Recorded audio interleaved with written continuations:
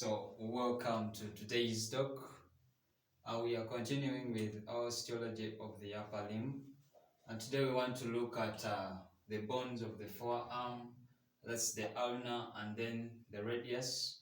But in this episode, we are first going to look at the ulna, and then the next episode we shall see structures of the radius. So, we want the ulna is the bone of the forearm, which is the largest. It has three major parts. That is the proximal end, which forms an articulation with the trachea of the humerus. That gives rise to the body of the ulna, which is the shaft, and then after the shaft you have the distal end. The distal end forms part are always around the wrist joint. And then this is the bone of the forearm that lies medial. That lies medially. These two bones, the ulna and the radius, run parallel to each other, but then the ulna is on the medial side, and then the radius is on the lateral side. Then you realize that this bone, known as the ulna, is a bit large at its proximal end, and then it goes on tapering to form a smaller structure known as the distal end. So let's look at features, and then we see muscles that attach onto this bone, that is from posterior and then from anterior. Let's first look at from anterior view, and then we learn how to draw this simply for exams, and then we look at other things and then labeling. So from anterior we have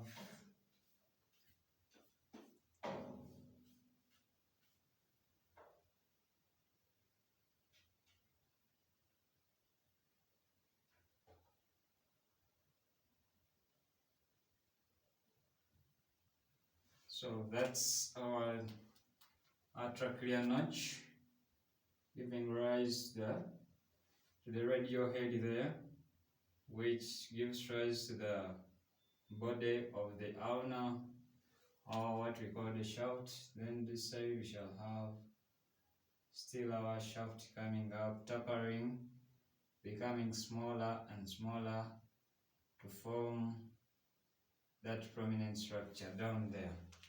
Then over here we have a tuberosity right over there. So we shall have this side looking at the features, and then this side looking at muscles attached.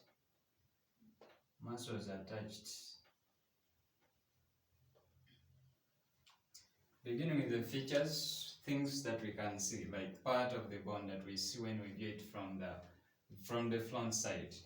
So from the front side, up here we can see what we call the olecranon. The olecranon process.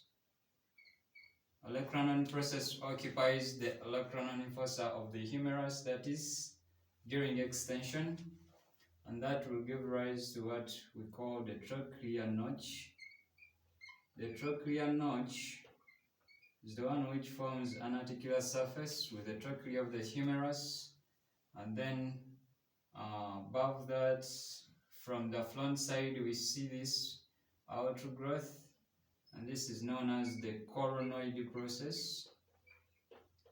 The coronoid process occupies the coronoid fossa of the humerus, that is during flexion of the forearm. And then down here we have the radial notch. The radial notch articulates with the head of the radius and form a given joint, the joint which is formed between the ulna and then the radius. So that will give rise to the body, which is known as the shaft of the ulna. And then down here we have a very prominent structure known as the styloid process. These are some of the features simply that we can see. And then we have another feature here, this feature here, this feature here. So that feature is known as, this feature is known as the ulnar tuberosity, or tuberosity of the ulna. Yes. Now looking at muscles that attach onto this, we begin with our muscle which attaches onto the tuberosity, and that muscle is known as the brachialis. Then up here we have our pronator teres. After pronator teres, we have a muscle here which is the flexor pollicis longus. Then below that we have another large muscle here which is our flexor digitorum profundus, and then giving rise to what we call here the pronator quadratus. Pronator quadratus. So this is our pronator teres. Pronator teres has two heads, one originating from the humerus, and then another head known as the ulnar head originating from the ulna alongside the tuberosity, or side of the tuberosity. Then we have the brachialis. Brachialis originates from the lower half of the humerus, then it makes its insertion onto the tuberosity of the ulna. Then on the anterior aspect, we also see the flexor pollicis longus muscle originating from here, flexor pollicis longus. And then now we have this flexor muscle also originating from here, which is flexor digitorum profundus.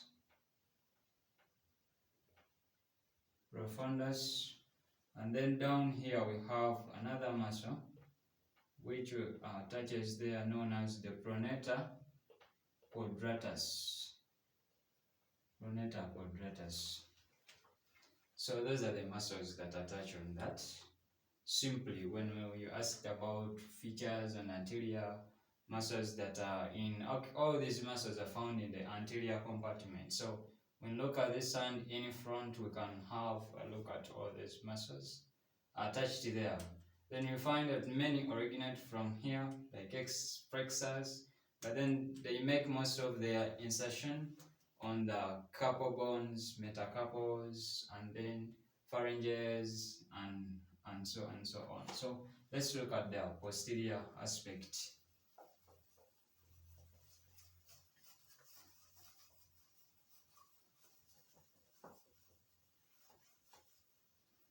So we are going to look at the posterior aspects. So this is posterior. So from the posterior view, still we go ahead, and this time we shall have that.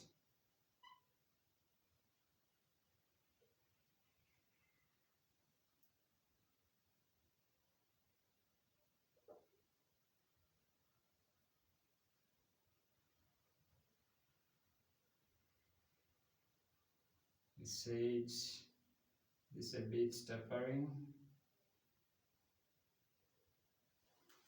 So that is our bone from the posterior aspect, and just simply like from posterior aspect we can see here the olecranon. That is a very major structure, the olecranon process.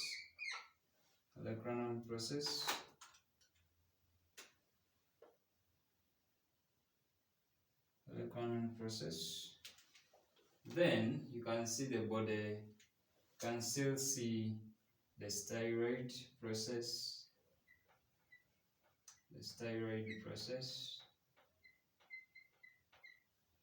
And then what you see here are roughing structures for attachment of muscles, and then the rest almost remain the same. But features you see on the anterior aspect, many of them you cannot see them on the posterior aspect. Just simply like what you're seeing here, major structure we see is the olecranon process, and then the steroid we shall be seeing. But the rest here are just the roughened structures over there for attachment of muscles. Yes, which maybe can be viewed using 3D and VHD and then others. But majorly our emphasis is on muscles, and the first muscle here to make attachment is there. I think we all know it. That is triceps brachii, and then we have another muscle making an attachment there, that's known as the anconeus muscle. Then anconeus, alongside here we shall have the supinator originating from there. Then we have our adductor pollicis longus, and then we have the extensor pollicis longus over there, and then down here we have the extensor indicis down there. Then along the lateral aspect we have our part here. This is part of the flexor dictorum profundus. Then we have what we call the flexor carpi ulnaris running, making its point of attachment over there. So muscles attached, posterior aspect, major one, the triceps brachii. They are attached onto the olecranon process by their tendon. Then we have a supinator muscle originating from there. Then we have the anconeus.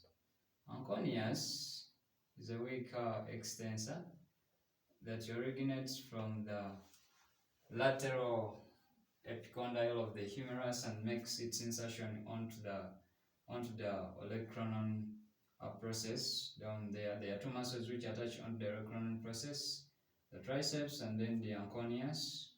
So we have another muscle there on the posterior aspect known as the abductor pollicis longus.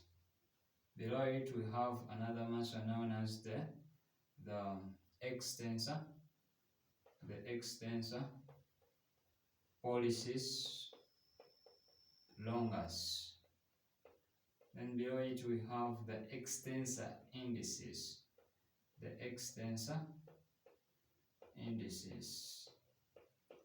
So all these simply originate from there. Then we have this muscle, we said, this one, known as the flexor, still that you can see it, flexor dictorum profundus, and then we have this muscle in blue, known as the flexor carpi ulnaris.